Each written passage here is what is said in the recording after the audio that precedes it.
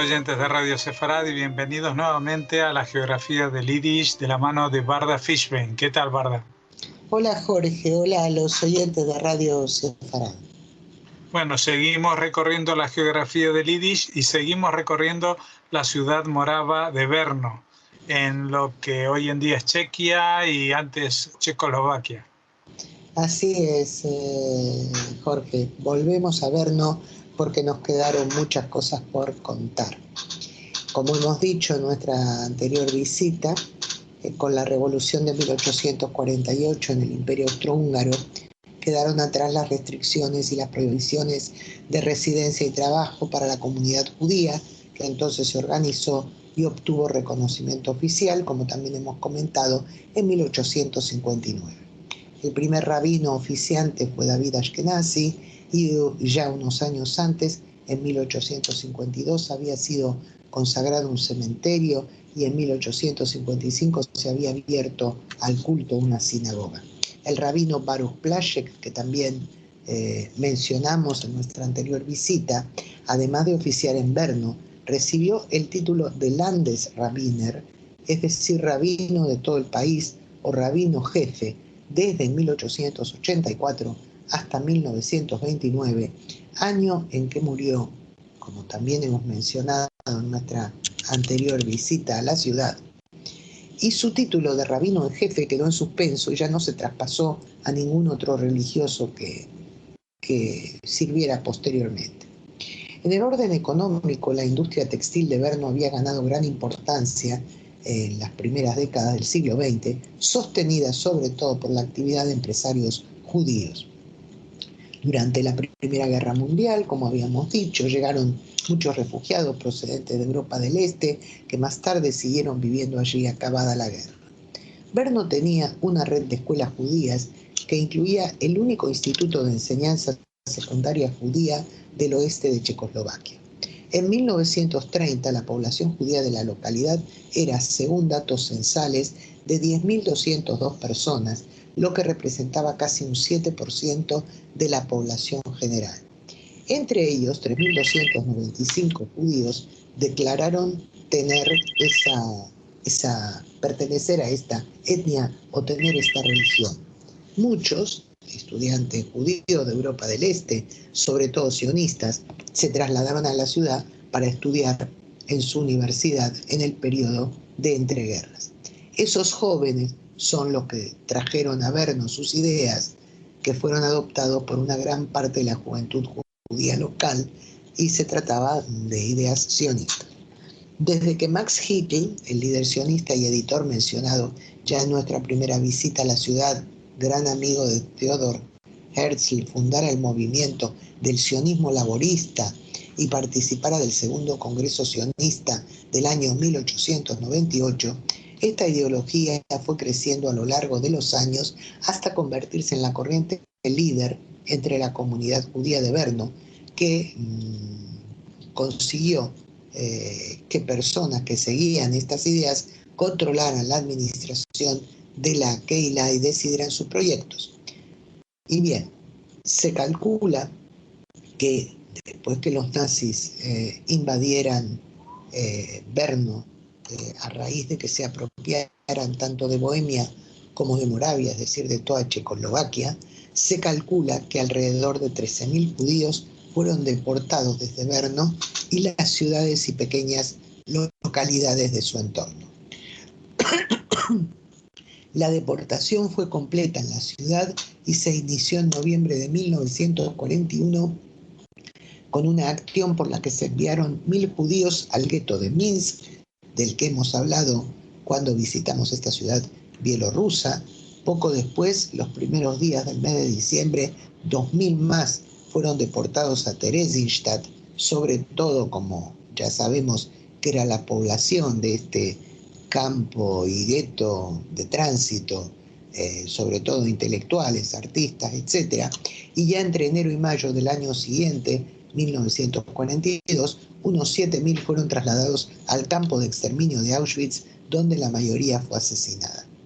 La anexión de parte de Checoslovaquia durante la Segunda Guerra Mundial por la Alemania nazi y las represalias y discriminación de los checoslovacos durante la ocupación provocaron que tras la guerra se expulsara a los habitantes de lengua y cultura alemana del país, muchos de los cuales eran judíos. También se clausuró la Universidad Técnica Alemana en Brno, al igual que otras instituciones germanoparlantes a las que tradicionalmente acudían los judíos para realizar estudios. Es curioso, de todas maneras, que el dialecto local de Brno, es decir, circunscrito a la ciudad y que se sigue usando actualmente, sea el llamado Hantek, que es una mezcla de alemán, checo e yiddish. Tras el Holocausto, habiendo vuelto los escasos sobrevivientes y sumando nuevos residentes que procedían de otros sitios, un censo realizado en el año 1948 informó que en la ciudad vivían 1.033 judíos. En 1932 había sido construida una sinagoga donde se reunía la comunidad ortodoxa, y esta sinagoga, muy dañada durante la guerra, se restauró en el decenio de 1950. La Keilah contaba con unos 500 integrantes en 1959 y en la sinagoga mencionada se ofrecieron servicios religiosos hasta el año 1968. Richard Feder, el rabino que oficiaba en Brno, fue nombrado en 1969 también rabino en jefe de Bohemia y Moravia, restituyéndose y recuperando el antiguo título que se ha mencionado y que había sido otorgado únicamente al rabino Plaszek, que ofició en la segunda mitad del siglo anterior. Después, como hemos dicho, ya no hubo más rabinos hasta pasada la guerra. Por entonces eran socios de la comunidad alrededor de 700 personas, pero al inicio del siglo XXI mermó su número hasta ser solamente de 300. Esta comunidad, además de las instituciones de Brno, tenía también a su cargo la administración de 10 sinagogas y 45 cementerios de todo el territorio de Moravia, incluyendo los trabajos de recuperación necesarios en varios de ellos. En 1993, cuando el país se dividió entre Eslovaquia y República Checa, tras haber sido un país unificado bajo largos años de gobierno socialista, Brno permaneció en la República Checa como capital de la región de Moravia, manteniendo una cierta competencia con Praga en lo económico y lo político, que es la capital de la otra región de Bohemia. En Brno puede verse una placa conmemorativa de las víctimas judías de la Shoah. Está situada en el edificio, frente al edificio donde solían concentrar los nazis a los judíos que serían deportados en los diversos transportes. Y bien, vamos ya con personas relevantes, personas judías relevantes nacidas en esta ciudad. Vamos a empezar por Anna Tijoux, que nació en Brno en el año 1894, cuando la localidad pertenecía al Imperio Austrohúngaro. Se trasladó a Viena para estudiar dibujo cuando tenía 15 años y en el año 1912, cuando ya tenía 18, emigró a Palestina con un primo suyo, el famoso oftalmólogo Abraham Albert Tijoux. Vivían en Jerusalén, donde el médico tenía su propia clínica oftalmológica y Ana trabajaba como asistente suya. Pero la inquietud artística persistía en ella, aunque al principio el paisaje tan diferente al conocido en su infancia frenaba su inspiración. No obstante, a partir de la década de 1930 empezó a pintar una serie de cuadros sobre las colinas de Jerusalén y retratos de lugareños que la hicieron muy popular.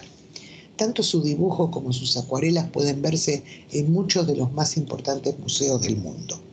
En el año 1924 la pareja había comprado una propiedad allí donde se alojaron varios oficiales británicos, como ocurría en las casas de otros intelectuales y artistas lugareños.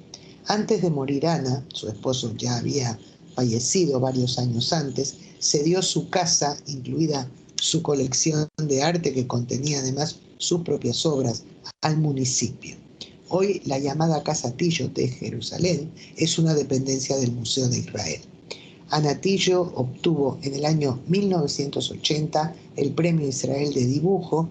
Ese mismo año, en el mes de marzo, falleció. Vamos entonces con un historiador. František Kraus nació en Brno en el año 1921, cuando la ciudad ya era territorio de la República de Checoslovaquia, y el núcleo de su trabajo fue la historia social y económica del medievo europeo, centrándose sobre todo en los movimientos sociales y las minorías étnicas y religiosas. Nacido en una próspera familia judía de habla alemana, el joven Kraus fue deportado a Theresienstadt durante la Segunda Guerra Mundial y el Holocausto acabó con la vida de gran parte de su familia. Él sobrevivió y tras la contienda volvió a su país, se instaló en Praga y allí acabó su licenciatura, tras lo cual enseñó historia medieval en la Academia de Ciencias del Estado. En 1968, después de los sucesos de la que fue llamada Primavera de Praga, proceso durante el cual un incipiente movimiento de reforma socialista fue reprimido por tropas soviéticas y otras fuerzas militares pertenecientes al Pacto de Varsovia que invadieron Checoslovaquia, Kraus se marchó del país y encontró asilo en Alemania Occidental. Por entonces era un destacado académico y durante largo tiempo ofreció conferencias en las universidades de Gießen y Konstanz. En el año 1972 obtuvo una cátedra de Historia Medieval en la Universidad de Basilea, en Suiza, y se trasladó definitivamente a este país. Kraus contribuyó en gran medida a la atención de textos medievales, a los que otros investigadores de la Academia de Historia de Alemania Occidental no habían prestado atención. Asimismo, analizó las importantes conexiones existentes entre fenómenos sociales como el antisemitismo, la pobreza urbana y el fanatismo religioso. Si bien su metodología tenía un marco marxista, sus interpretaciones y sus conclusiones no respondían exactamente a la doctrina de Marx. ¿Acaso Kraus fue el único o uno de los escasos izquierdistas judíos prestigiosos que durante la posguerra trabajó en Alemania Occidental?